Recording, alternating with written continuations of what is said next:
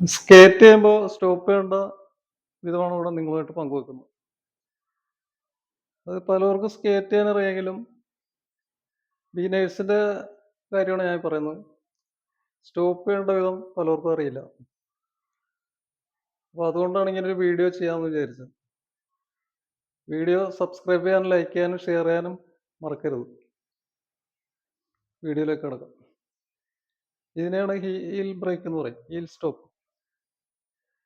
അതായത് ഇതിന്റെ ബാക്കിലായിട്ട് ഒരു കട്ട ഉണ്ടാവും, ഈ ഭാഗത്തായിട്ട് ഒരു കട്ട ഉണ്ടാവും. അത് നമ്മൾ വീഡിയോയിൽ കാണുന്ന പോലെ ഇങ്ങനെ ഉരച്ച് നിർത്തിയാണ് സ്റ്റോപ്പ് ചെയ്യുന്നത്. ഇതിനതില്ല, ഞാൻ അഴിച്ചു മാറ്റിയിരിക്കണം.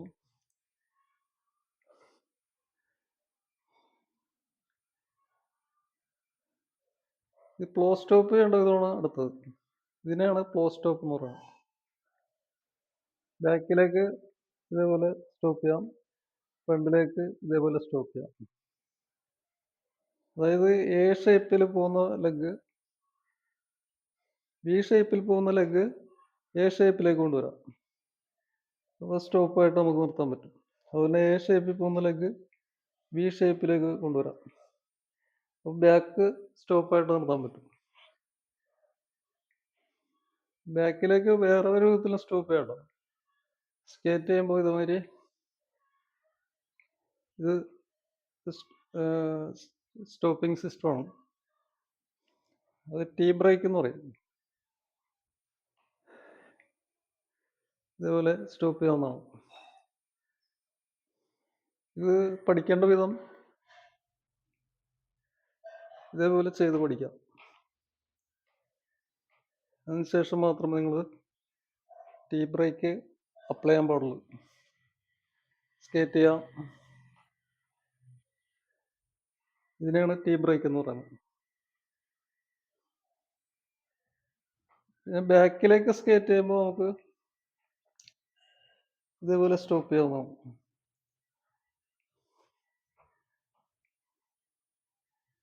ബാക്കിലേക്ക് സ്കേറ്റ് ചെയ്യുമ്പോൾ ഇതേപോലെ സ്റ്റോപ്പ് ചെയ്യാവുന്നതാണ്.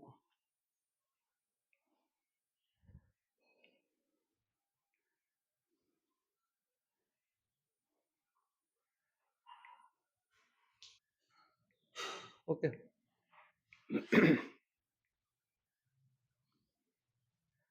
അടുത്തതായിട്ട് ചെയ്യാൻ പോണത് പിസ്സ സ്റ്റോപ്പാണ്.